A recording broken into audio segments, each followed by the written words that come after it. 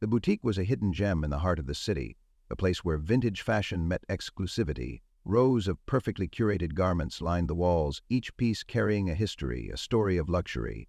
The air was thick with a scent of aged leather, polished wood, and expensive perfume, a space designed not just for shopping but for an experience. The clientele reflected the boutique's prestige, well-dressed individuals who exuded wealth and status. When Robert Redford stepped inside, the usual rhythm of the store momentarily faltered. He was dressed simply, faded jeans, an old well-worn jacket, and a scarf tied casually around his neck. His presence was unassuming, his expression calm as he took in the surroundings. But to the young salesman by the entrance, his arrival felt out of place. The salesman, a sharply dressed young man with an air of self-importance, glanced at Redford with a subtle sneer. His eyes flickered over the man's attire, taking in the signs of age and use. Worn denim, scuffed boots, a jacket that had clearly seen years of wear. Instantly he made a judgment, not the right kind of customer. With a practiced smile, one that barely masked his condescension, the salesman took a step forward. "I'm sorry, sir," he said, his tone dripping with false politeness, "but I believe you might be looking for something elsewhere." Redford paused, raising an eyebrow slightly. There was no anger in his expression, no visible offense taken, just a quiet amusement, as if he had seen this scene play out before. Without a word, he turned his attention to a nearby rack, his fingers brushing over the fine fabric of a vintage coat. He knew exactly what was happening, but he wasn't here to prove himself. The salesman, however, was convinced he had won this encounter. He smirked, folding his arms as he watched. This man wouldn't last long in the boutique. What he didn't know, what no one in the store yet realized, was that they were about to be part of a moment they would never forget. The salesman stood with perfect posture, his designer suit crisp, his expression one of barely veiled superiority. He had been trained to recognize the right kind of clientele, the ones who wore their wealth as visibly as their designer labels. And this man, this casually dressed visitor, didn't fit the mold. "I'm sorry, but I'm afraid we don't have second-hand goods here," he said, his voice carrying a sharp edge of mockery. There was a faint murmur in the store as a few nearby customers glanced over, intrigued by the unfolding scene. Some exchanged amused looks, while others simply observed in silence, waiting to see how the exchange would play out. Redford, however, remained unfazed. He didn't flinch, didn't frown, didn't acknowledge the insult at all. Instead, with an almost serene patience, he turned toward a nearby rack, his fingers trailing lightly over the fabric of a vintage coat. The texture, the craftsmanship, he could tell it was a piece of rare quality. The salesman narrowed his eyes, displeased that his words had failed to elicit a reaction. He took a step closer, his voice growing a touch louder, ensuring that anyone nearby would hear. "This is an exclusive collection," he said, his tone deliberate, enunciating each word as if speaking to someone unfamiliar with such luxury. "Very expensive. You might want to look for something more affordable." A quiet chuckle came from a woman browsing handbags a few feet away. Another customer, a man in a tailored blazer, smirked to himself before turning back to a display case of watches. It was clear that they all understood the message the salesman was sending. This man didn't belong here. Redford remained calm, studying the coat in his hands with the quiet patience of a man who had all the time in the world. He wasn't offended, nor was he in any hurry to correct the assumptions being made about him. Instead, he lifted the coat slightly, inspecting the stitching with a thoughtful expression. The salesman, growing impatient, crossed his arms. "That's one of our finest pieces," he continued. "A handcrafted Italian design, limited edition. The price tag alone would—" He stopped himself, shaking his head with a small laugh. "Well, let's just say it's not exactly a bargain bin find." A few customers chuckled at that, clearly entertained by the ongoing humiliation. One man in a silk scarf whispered something to his companion, both of them glancing toward Redford with knowing smiles. Still, Redford gave no reaction. He simply set the coat back on the rack with care, as though placing something of value back in its rightful place. Then at last he turned to the salesman, his blue eyes calm, unreadable. "You know a lot about fashion," Redford said, his voice low but firm. The salesman smirked, mistaking the comment for admiration. "Of course," he said. "It's my job to ensure that only the most discerning clientele find exactly what they need." Redford nodded slightly. "And what exactly do you think I need?" The salesman hesitated, caught off guard for the first time. "Well," he said, regaining his composure, "our store caters to a specific kind of customer. We provide high-end fashion for those who appreciate exclusivity and, well, who can afford it." A few people nearby exchanged glances, sensing that something was shifting in the conversation. The tension in the air thickened. "And you think I don't?" Redford asked, his tone neither confrontational nor defensive. Just a simple question. The salesman chuckled lightly, gesturing toward Redford's worn jeans and faded jacket. Sir, let's be realistic, he said. Some places aren't for everyone. At that moment, the boutique's heavy wooden door swung open and a new customer entered, a middle-aged man in an elegant coat, his gait confident. He took one glance at Redford and instantly stopped in his tracks. A moment of silence passed, the room suddenly feeling smaller, heavier. Mr. Redford? The man said, his voice full of disbelief and admiration. Every head in the store turned in an instant. The smirks disappeared, the amusement faded, and the salesman, suddenly realizing his mistake, felt his stomach drop. For a moment, everything stopped. The soft hum of quiet conversations, the clinking of glass displays, the rustle of expensive fabric being examined, all of it vanished into an almost deafening silence. The words hung in the air like an unshakable truth. "Oh my God, it's Robert Redford!" A ripple of recognition spread through the boutique like wildfire. Gasps, murmurs, the sound of a handbag slipping from a customer's grasp. People turned to one another in disbelief, their faces a mix of shock and embarrassment. The salesman, who had been radiating smug confidence just moments ago, stood frozen, his face drained of color as realizations struck him like a freight train. His carefully cultivated air of superiority evaporated in an instant, replaced by sheer panic. Redford, however, remained exactly as he had been, calm, composed, unfazed by the sudden shift in the room. He exhaled softly, as if he had seen this happen 100 times before. Without a trace of smugness or satisfaction, he simply glanced toward the customer who had recognized him and offered a small, polite nod. The rest of the boutique, however, was in chaos. Customers whispered frantically among themselves. "Is it really him? I can't believe it.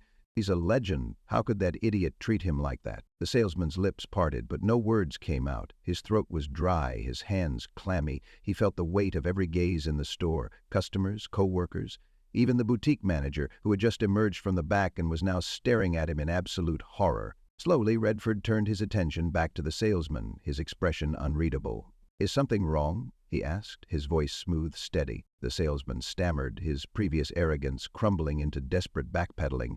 I didn't realize. I didn't know who you were, Mr. Redford." Redford raised an eyebrow. "You didn't?" The salesman swallowed hard. "No, if I had known." Redford tilted his head slightly, examining the man with quiet scrutiny. "If you had known?" he repeated. The implication in his voice was clear, and the salesman's face turned an even deeper shade of red. He fidgeted, shifting uncomfortably on his feet. "Of course, I meant no disrespect," the salesman hurriedly added. "It's just, well, we have a certain clientele and I—" Redford let out a soft chuckle. Not cruel, not mocking, just knowing. "A certain clientele," he repeated, his tone thoughtful. "People who look a certain way, perhaps? Who dress a certain way?" The salesman's mouth opened, then shut again. There was no good answer to that question. The other customers watched with rapt attention, some clearly enjoying the salesman's predicament. A woman who had previously chuckled at Redford's supposed mistake now looked mortified, clutching her designer purse as though it might shield her from the sheer second-hand embarrassment of it all. The boutique manager finally found his voice, stepping forward with forced cheer. "Mr. Redford, what an honor to have you in our store." His tone was overcompensating, his smile strained. "I deeply, deeply apologize for any misunderstanding. Please, let me personally assist you with anything you need. Our finest selections, of course, are at your disposal." Redford regarded him with mild amusement. He knew exactly what was happening, the frantic attempt to undo what had just been done, to shift the narrative, to smooth things over. But he wasn't angry.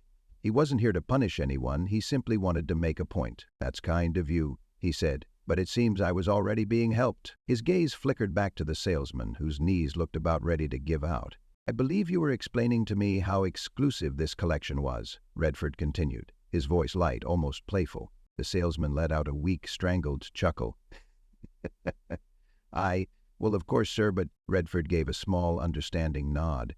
"You know," he said, "I've been in this business a long time. And if there's one thing I've learned, it's that the real measure of a person isn't in how they treat the people they think are important. It's in how they treat everyone." The silence in the room deepened.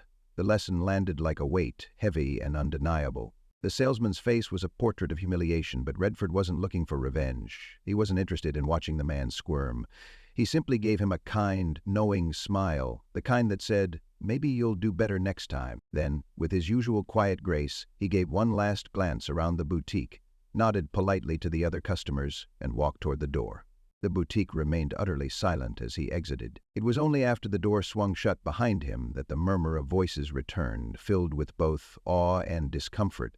Some customers shook their heads at the salesman in disappointment. Others whispered about what they had just witnessed, knowing they would be telling this story for years. And the salesman? He stood motionless, his face burning with shame, knowing deep down that he had just learned a lesson he would never forget. The silence that lingered after Robert Redford exited the boutique was heavy, thick with unspoken thoughts and second-hand embarrassment. The salesman stood frozen, his once smug expression now replaced with sheer panic. The reality of what had just happened was settling in, and the weight of the stares from customers and colleagues made his skin prickle with shame. He had just dismissed and humiliated a Hollywood legend, a man known not just for his talent but for his integrity, humility, and kindness. And worse, he had done it in front of an audience that now regarded him with barely concealed disapproval. Desperate to salvage the moment, the salesman lurched forward, calling after Redford, who was already pushing open the boutique's grand glass door. "Mr. Redford, please, wait." Redford paused, just for a moment, then slowly turned. His face remained unreadable, calm, as he met the frantic gaze of the young salesman. "I'm so sorry," the salesman blurted, the arrogance in his voice now completely gone. "I didn't recognize you. If I had known Redford raised a hand, cutting him off gently but firmly. "And if I wasn't?" The salesman blinked, momentarily confused. "If I wasn't Robert Redford," Redford continued, "if I was just another man walking in off the street wearing the same jacket, the same jeans, how would you have treated me then?" The boutique fell silent once again. The customers, who had been whispering among themselves, now turned their full attention to the exchange, their expressions shifting from curiosity to contemplation. The salesman swallowed hard, unable to answer. Redford gave him a small, knowing smile. There was no malice in it, no anger, just understanding. "You're too quick to judge people by their appearance," he said, his voice quiet but firm. "The real value isn't in the clothes, or the price tags, or the exclusivity of a store like this. It's in the way we treat others." The salesman's face burned with shame. He lowered his gaze, unable to meet Redford's eyes. Behind him, the boutique manager stood stiffly, his jaw tight with dismay. He knew this was a disaster, not just for the employee, but for the store's reputation. Customers murmured in agreement, nodding to each other, exchanging glances that said, "We all saw what happened, and we all know who was right." One of the women who had chuckled earlier shifted uncomfortably. The man in the tailored blazer, who had smirked at Redford before, now looked guilty, as if suddenly realizing how he too had judged too quickly. A middle-aged woman near the counter, who had remained silent the entire time, suddenly spoke. "He's right," she said simply, her voice carrying through the room. "We were all watching. We all saw what happened." A few heads nodded in agreement. A man by the register muttered, "That was embarrassing." The salesman opened his mouth, trying to find words, but there were none that could undo what had already been done. Redford, seeing the lesson had landed, nodded once. "Good luck," he said, his voice carrying no resentment, just quiet wisdom. "I hope next time you see people for who they are, not just what they wear."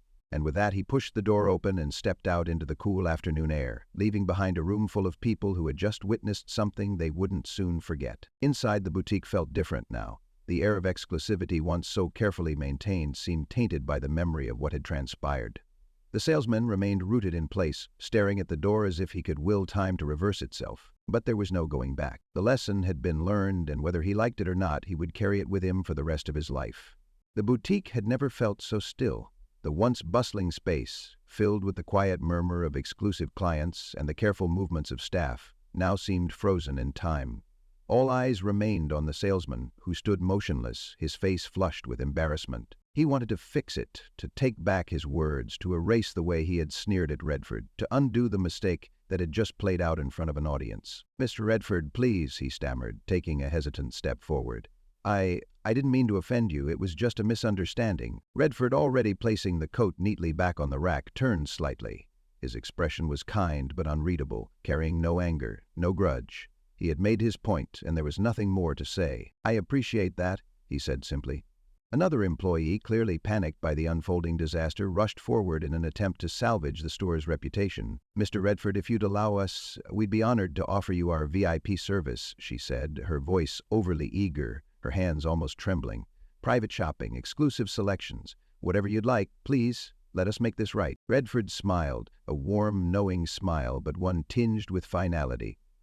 "Thank you," he said, adjusting his scarf, "but everything is already clear to me." With that, he turned and headed for the exit. The glass door swung open and a cool breeze drifted in from the city streets. As Redford stepped outside, the boutique behind him remained in stunned silence. The salesman stood awkwardly, staring at the floor. He knew there was no saving face now. No discount, no apology, no special offer could undo what had just happened. A few customers exchanged glances, reflecting on what they had witnessed. Some looked ashamed of their own amusement earlier. Others seemed deep in thought, as if questioning their own tendencies to judge too quickly. One elderly gentleman, who had remained silent the entire time, finally spoke, his voice cutting through the heavy quiet. "Well," he said, adjusting his cufflinks, "that was a lesson, wasn't it?" A woman near the fitting room, still holding an expensive handbag she had been considering, sighed. "True greatness," she murmured, "isn't about money or clothes. It's about how we treat people." The boutique, once a place of exclusivity and quiet elitism, now felt different. Not because the luxury had vanished, but because something far more valuable had just been revealed. Outside, Redford walked down the street, the faintest trace of a smile on his lips. He hadn't needed to raise his voice, prove his status, or demand an apology. He had simply let the truth speak for itself.